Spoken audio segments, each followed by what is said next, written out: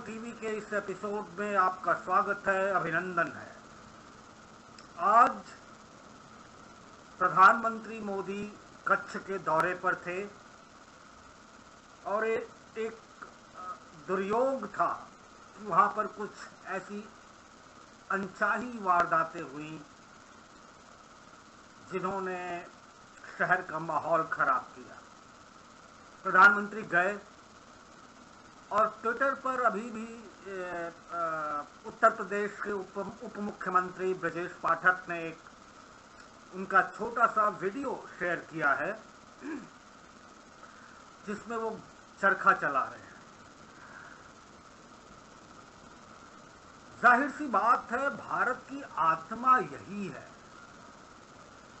आज मैंने भारत की महामहिम माननीय राष्ट्रपति महोदया को अपना एक शुभकामना संदेश दिया है और उसमें ये कहा है कि लाखों साल पुरानी भारतीय सभ्यता जो वसुधैव कुटुंबकम और सर्वे भवन्तु सुखिनः सर्वे सन्तु निरामयः सर्वे भद्राणि पश्यन्तु मा कश्चित् दुख भाग भवेत्, इसकी अवधारणा पर टिकी है और जिसकी संरक्षा के लिए तमाम मनीषियों ने अपने प्राणों का सहर्ष उत्सर्ग कर दिया। 1000 साल की अगर प्रधानमंत्री मोदी इस बात को कहते हैं तो तकरीबन 1200 साल की गुलामी के बाद 1947 में भारत उस गुलामी के दौर से मुक्त हुआ। और जाहिर सी बात है, हम कुछ भी कह लें, कितना भी निरादर कर लें, कितनी भी बातें कह लें, लेकिन महात्मा गांधी को स्वतंत्रता संग्राम का अग्रदूत माना जाता है। इसी कड़ी में बीबीसी के पूर्व संपादक लंदन और दिल्ली में उनके द्वारा रचित बापू पुस्तक जो 7 खंडों में है, किताब 2 से मैं अंश पढ़ रहा हूं और उसी किताब के आगे के अंश आपके सामने प्रस्तुत हैं। ये जो पाठ मैंने लिया है, आपने देखा इसके पहले दो तीन पाठों में किस तरह महात्मा गांधी लंदन से वापस आते हैं और राजकोट और मुंबई में वकालत करने की कोशिश करते हैं और फेल हो जाते हैं। फिर वो दक्षिण अफ्रीका की तैयारी करते हैं। उनके बड़े भाई लक्ष्मीदास को एक चिट्ठी मिलती है कि कंपनी ने एक वकील की ट्रांसलेशन के लिए सेवाएं मांगी हैं। ऐसे में महात्मा गांधी, जो उनके छोटे भाई उस वक्त मोहनदास या मोहन के नाम से जाने जाते हैं, उनको रवाना करते हैं दक्षिण अफ्रीका और वो दक्षिण अफ्रीका उस कंपनी के मालिक तक पहुंचते हैं। वो मालिक उन्हें दूसरे शहर भेजता है और उसी की कहानी इस पाठ में पीटर मार्टिन्सबर्ग स्टेशन, ये एक स्टेशन का नाम है। एक स्टेशन से वो रवाना हो चुके हैं रेल से, मोहनदास, और उन्हें प्रिटोरिया जाना है जहां उनका मुकदमा है, जहां वकीलों से उन्हें मिलना है। तो ऐसे में ये कहानी अब आगे बढ़ती है।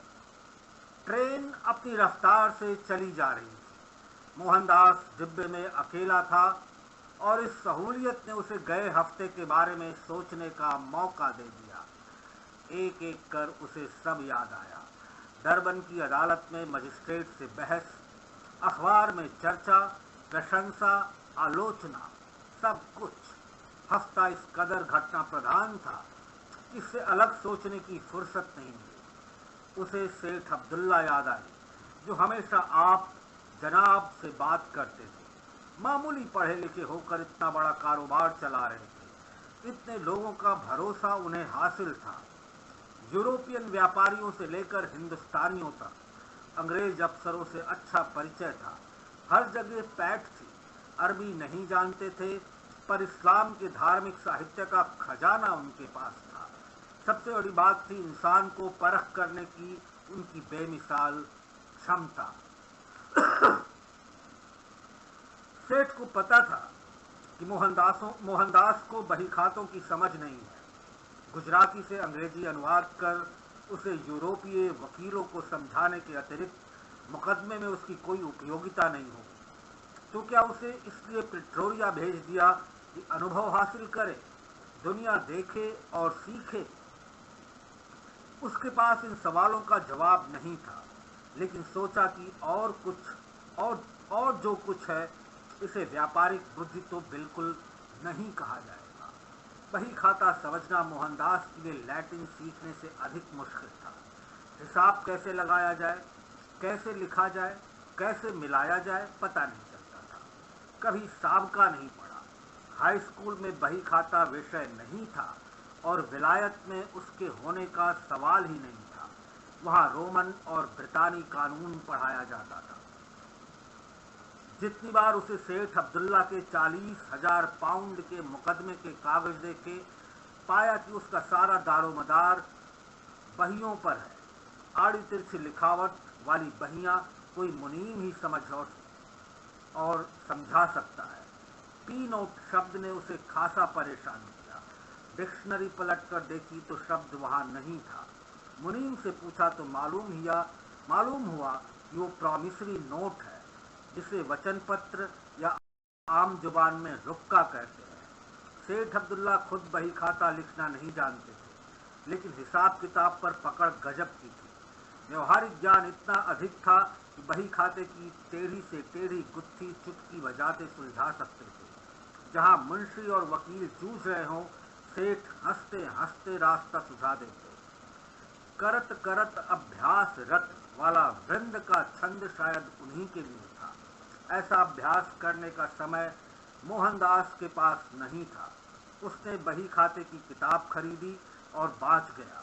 थोड़ा भरोसा जगा, थोड़ा आत्मविश्वास सेठ ने जगाया। उसे याद आया कि स्टेशन रवाना होने से पहले वो ऑफिस के कमरे में आए थे। मैंने अपने वकील को लिख दिया है कि प्रिटोरिया में आपके ठहरने का इंतजाम कर दें। जी बेहतर, वहां पहुंचते ही मैं उनसे मिल लूंगा। मोहनदास हैरान था कि उन्हें अपने साथ काम करने वालों की छोटी छोटी बातों की फिक्र रहती है। प्रिटोरिया में मेमन मेरे अच्छे दोस्त हैं, उन्हें भी लिखूंगा, लेकिन उनके यहाँ रुकना ठीक नहीं होगा। मेमन व्यापारी हैं और उनकी पहचान ऊंचे हलकों तक है। आपके नाम मेरे निजी कागज पत्र कोई पढ़ ले तो मुकदमे को नुकसान पहुंचा सकता है। उसके साथ जितना कम संबंध रहे उतना अच्छा। आप बेफिक्र रहिए, आपकी एक भी व्यक्तिगत बात बाहर नहीं जाएगी। पर मैं मिलता जुलता सबसे रहूंगा। मैं अपने विपक्षी से भी दोस्ती चाहता हूँ और बन पड़ा तो उस मुकदमे की आपस में निपटाने का प्रयास करूंगा। आखिर तैयब सेठ आपके रिश्तेदार ही है ना? हाँ हाँ, क्यों नहीं। समझौता हो जाए तो उससे भली बात क्या होगी, लेकिन वो सीधे आदमी नहीं है। पेट की बात निकालना जानते हैं और हमको फंसा देंगे। जो भी करिए होशियारी का दामन ना छोड़िएगा। आप जरा भी चिंता ना करें, मुकदमे की बात मैं उनसे करूंगा ही नहीं। बस ये कह रहा था कि झगड़ा निपट जाए तो वकीलों के घर न भरने पड़े। मोहनदास का टिकट पहले दर्जे का था, लेकिन उसने बिस्तर के लिए 5 शीलिंग का अलग टिकट कटाने से मना कर दिया। सेठ ने कहा भी कि ये हिंदुस्तान नहीं दूसरा देश है, कंजूसी मत कीजिए, पर उसने एक न सुनी। अपना बिस्तर साथ लेकर गया। शाम कब की बीत गई। डिब्बे के अंदर रोशनी थी, पर बाहर कुछ देख पाना असंभव था। गुप्त अंधेरा फैला था। उसने ताजा हवा के लिए खिड़की का कांच आधा उठा दिया। सोच रहा था कि कोई दूसरा यात्री नहीं आया तो पूरी रात उसे डिब्बे में अकेला ही रहना पड़ेगा। अकेले रहने का डर नहीं था, होता भी तो रंभा बुआ की राम नाम वाली दवा साथ थी। रात के 9 बजने वाले थे। मोहनदास ने सोचा पीटर मार्टिन्सबर्ग स्टेशन निकल जाए तो बिस्तर लगाकर सोने की तैयारी करे। खुला हुआ है, हो सकता है यहां से कोई यात्री डिब्बे में आ जाए। नटाल की राजधानी होने के नाते इस संभावना से इनकार नहीं किया जा सकता था। किसी ने दरवाजा खटखटाया तो उसका चेहरा खिल गया। लगा कोई यात्री होगा, उसे अकेलेपन से मुक्ति मिलेगी। जब तक जागेगा बातें करता चला जाएगा। वो यात्री नहीं था, रेलवे का कर्मचारी था। पूछने आया था कि रात के लिए बिस्तर चाहिए या नहीं। मेरे पास अपना बिस्तर है, उसने कहा तो कर्मचारी लौट गया। ट्रेन चलने का समय हो गया। प्लेटफॉर्म लगभग खाली हो गया था। जिसको चढ़ना था अपने डिब्बों में जा चुका था। उम्मीद कम बची थी कि आखिरी मिनट में कोई आएगा। निराश मोहनदास बिस्तर खोलने का उपक्रम करने लगे। तभी उसने दरवाजा खटखटाने की आवाज दोबारा सुनी। हाथ के सामान से लगता था यात्री है, लेकिन वो बैठा नहीं, खड़े खड़े मोहनदास को घूरता रहा और बिना कुछ बोले बाहर निकल गया। यात्री का व्यवहार उसे समझ में नहीं आया। सोचा उसे यात्रा करनी थी तो लौट क्यों गया। हो सकता है कोई जरूरी बात याद आ गई हो, किसी से कुछ कहना हो या टिकट भूल गया हो। मौसम खराब है, इस सर्दी में क्या करेगा। रात में यहाँ से दूसरी गाड़ी नहीं थी, इसलिए स्टेशन पर रात बिताने का सवाल ही नहीं था। तभी दरवाजा फिर खटका। इस बार 2 लोग आए जो वेशभूषा में रेलवे अधिकारी लग रहे थे। कहा उन्होंने भी कुछ नहीं। दरवाजे के दोनों तरफ हाथ रखकर खड़े हो गए। अब तक शांत और आश्वस्त मोहनदास को ये व्यवहार अजीब लगा। मन में आशंका पैदा हुई, क्योंकि ये सामान्य गतिविधि नहीं थी। इतने में एक बड़ा अधिकारी आया। झाड़ जैसी मूंछों वाला यात्री उसके साथ था। वो बिस्तर तुम्हारा है? जी, मोहनदास ने कहा। इसे लपेटो और पीछे के डिब्बे में चले आओ। उस डिब्बे में जगह है। मेरे पास पहले दर्जे का टिकट है। मुझे इस डिब्बे में डरबन से बैठाया गया है। मेरा इरादा इसी डिब्बे में यात्रा करने का है। ये नहीं हो सकता, तुम्हें उतरना ही पड़ेगा। मगर क्यों? इसलिए कि मैं कह रहा हूँ। बेकार के सवाल जवाब का कोई फायदा नहीं। सामान उठाओ और चुपचाप डिब्बे से निकल जाओ। अधिकारी को मगर क्यों का जवाब नहीं सूझा तो उसका रुख अचानक कड़ा हो गया। और मैं ना जाऊं तो? मैं खुद तो बिल्कुल नहीं उतरूंगा। नहीं उतरोगे तो सिपाही उतार देगा। कहते हुए उसने पीछे खड़े लोगों को इशारा कर दिया। 2 हट्टे कट्टे सिपाही आगे बढ़े और मोहनदास का बिस्तर समेटकर बाहर फेंक दिया। पेटी उठाकर फेंक दी। अंत में उसे धक्के मारकर डिब्बे से निकाल दिया। तभी सीटी बजी और ट्रेन अगले स्टेशन के लिए रवाना हो गई। कुछ अपमान, कुछ चोट और कुछ अनिष्ट की आशंका से घिरा मोहनदास थोड़ी देर प्लेटफार्म पर पड़ा रहा। फिर उठा और यात्रियों के लिए बने प्रतीक्षालय में जाकर बैठ गया। हाथ में केवल एक थैला था जिसमें मुकदमे के कागज थे। बाकी सामान वहीं पड़ा था, जिसे समेटकर रेलवे वालों ने कहीं रख दिया। उस रात सर्दी ज्यादा थी, लेकिन मोहनदास की हिम्मत नहीं हुई कि कर्मचारियों से कहकर अपने सामान से ओवरकोट निकाल ले। प्रतीक्षालय में अंधेरा था, लैंप तक नहीं था। आधी रात के बाद एक यात्री आया। लगा वो बात करना चाहता है, मगर मोहनदास इस मनः स्थिति में नहीं था। सारी रात कड़कड़ाती सर्दी में कांपते हुए काट दी। सुबह उसने खुद से कई सवाल पूछे। रात की घटना को मन में दोहरा कर पूछा, इसमें गलती किसकी थी? दोषी कौन है? क्या उसका कोई अधिकार नहीं है? उसके सामने रास्ता क्या है? फिर खुद से कहा, या तो मुझे अपने अधिकारों के लिए लड़ना चाहिए या देश लौट जाना चाहिए। लेकिन मुकदमा अधूरा छोड़कर जाना कायरता होगी। मेरा कष्ट अपनी जगह है, पर भागने में रंगभेद की बीमारी का इलाज नहीं होगा, जो इस कष्ट की मूल वजह है। अगर मुझ में इस रोग को मिटाने की शक्ति हो तो उसका इस्तेमाल करना चाहिए। ऐसा करने में जो दुख सहने पड़े सहने चाहिए। रंगभेद को मिटाने के लिए मैं पीछे नहीं जाऊंगा। जैसे भी बन पड़ेगा आगे बढ़ूंगा। मोहनदास ने रेलवे के जनरल मैनेजर को शिकायत का लंबा तार भेजा, लेकिन रात के बाद उसे पूरा दिन पीटर मार्टिन्सबर्ग स्टेशन पर बिताना पड़ा। आगे की यात्रा की ट्रेन रात में थी। सीट तय थी कि उसे कहाँ सोना है। इस बार उसने बिस्तर के लिए 5 शिलिंग का टिकट कटा लिया और अगली सुबह चार्ल्स टाउन पहुंच गया। चार्ल्स टाउन से जोहान्सबर्ग के लिए कोई ट्रेन नहीं थी। डाक पेटी ले जाने वाली काठ गाड़ी से जाना पड़ता था, जिसे सिकरम कहते थे। सिकरम में 2 हिस्से होते थे। अंदर का हिस्सा बंद हो सकता था और उसमें आरामदायक कुर्सियां थी। बाहर बैठने वालों को ये सुविधा उपलब्ध नहीं थी। टिकट होने के बावजूद मोहनदास को अंदर नहीं बैठने दिया गया। कोचवान के बगल में जगह दी गई। उसने अपमान सहन कर लिया क्योंकि स्टैंडर्टन पहुंचना आवश्यक था। करीब 3 बजे पारडेकोफ आया तो एक गोरे ने कहा, अब तू नीचे बैठ मेरे पैरों के पास, मुझे कोचवान के पास बैठना है, सिगरेट पीनी है। मैं अंदर जाने को तैयार हूँ, जिसका टिकट मेरे पास है, लेकिन तुम्हारे पैरों के पास मैं कतई नहीं बैठूंगा। वो मुश्किल से वाक्य पूरा कर पाया कि उस पर लात घूंसों की बरसात होने लगी। घोड़ा उसे मार रहा था, गालियां दे रहा था, खींच रहा था कि सिकरम से नीचे गिरा देंगे। अंदर बैठे लोगों ने चीख पुकार सुनी तो बाहर निकल आए। अधेड़ उम्र की एक गोरी महिला ने जोर से कहा, उसे पीटना बंद करो, नहीं तो मैं पुलिस बुला लूंगी। घबराहट और शर्मिंदगी में उसने मोहनदास को पीटना बंद कर दिया, लेकिन उसे ये अपनी हेठी लगी। पारडेकोफ से स्टैंडर्टन तक मोहनदास को लगातार घूरता रहा, उंगली दिखाकर धमकाता रहा। याद रख, स्टैंडर्टन पहुंचने दे, फिर तुझे मजा चखाऊंगा। स्टैंडर्टन में कुछ ऐसा नहीं हुआ। सेठ ने तार भेज दिया था और तमाम हिंदुस्तानी वहां मौजूद थे। सेठ के मुनीम और गुमाश्तों ने उसे घेर लिया। स्टैंडर्टन में सिकरम कंपनी को 2 तार मिले। एक सेठ अब्दुल्ला ने भेजा था और दूसरा मोहनदास ने। कंपनी ने फौरन जवाब भेजा। स्टैंडर्टन से बड़ी सिकरम जोहान्सबर्ग जाती है, कोचवान वगैरह बदल जाते हैं। जिस व्यक्ति के खिलाफ आपने शिकायत की है वो कल नहीं रहेगा, आपको दूसरे यात्रियों के पास जगह दी जाएगी। अब बात रात काटने की थी। मोहनदास ने गाड़ी ली और ग्रैंड नेशनल होटल गया। मैनेजर से बात की। होटल के स्वागत कक्ष में एक कुली को देख वो चकित था। उसे ध्यान से देखा और बहुत सभ्य भाषा में कमरा देने से मना कर दिया।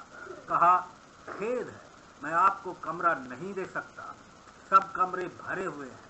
होटल में जगह ना मिलने पर वो कमरुद्दीन की दुकान पर गया तो लगा हिंदुस्तान आ गया।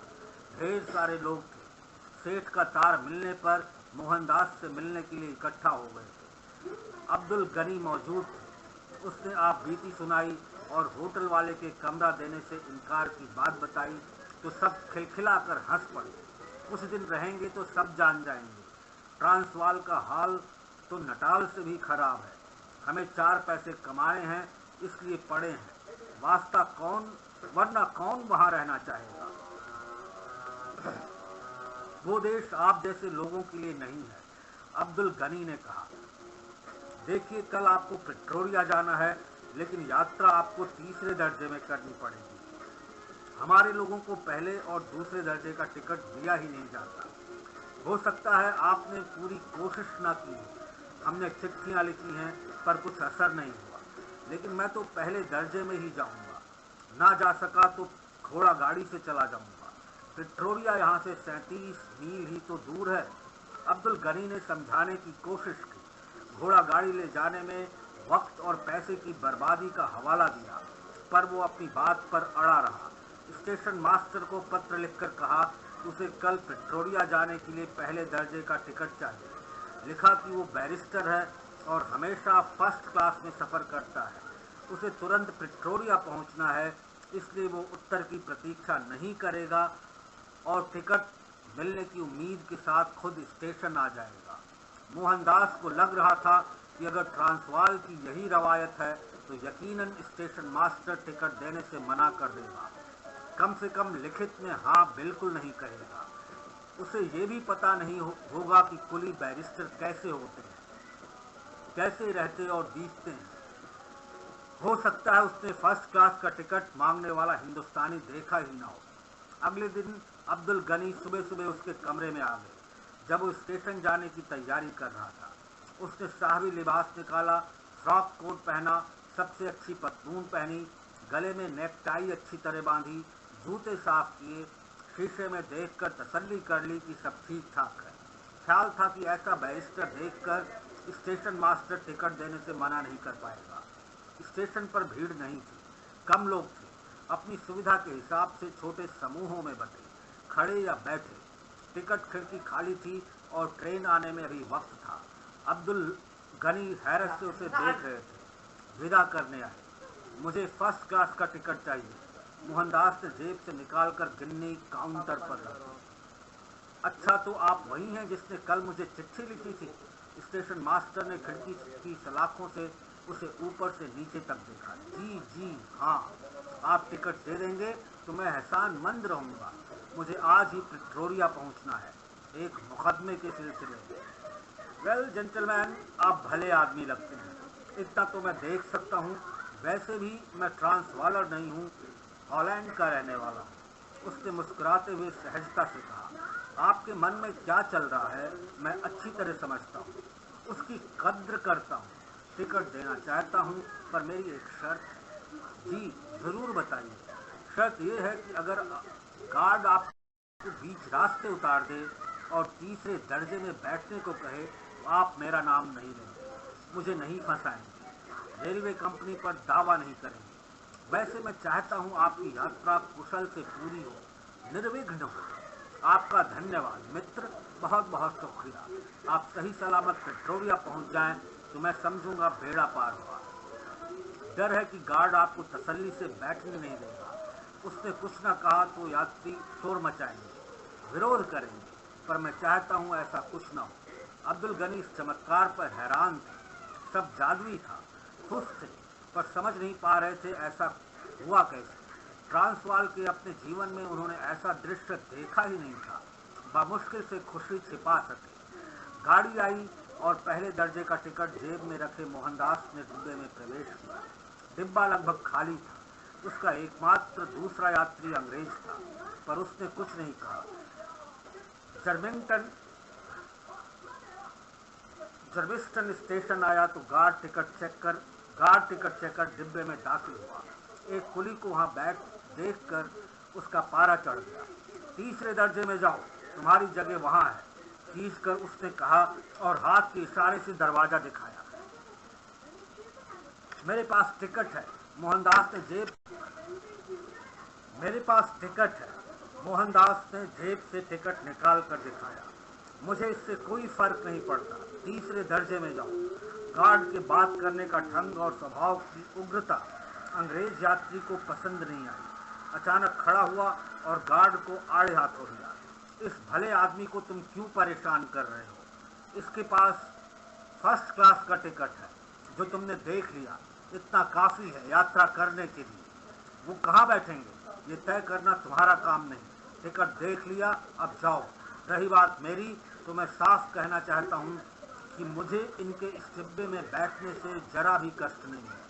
मिस्टर, आप आराम से बैठिए। अंग्रेज यात्री ने मोहनदास की ओर देखकर कहा, आपको कुली के साथ बैठना है तो बैठिए, मुझे क्या। मैंने जो कहा आपकी सहूलियत के लिए कहा। आपको नहीं सुनना है तो मेरा क्या जाता है। गार्ड बाहर चला गया। ट्रेन रात 8 बजे प्रिटोरिया पहुंची। तो ये आपने देखा कि किस तरह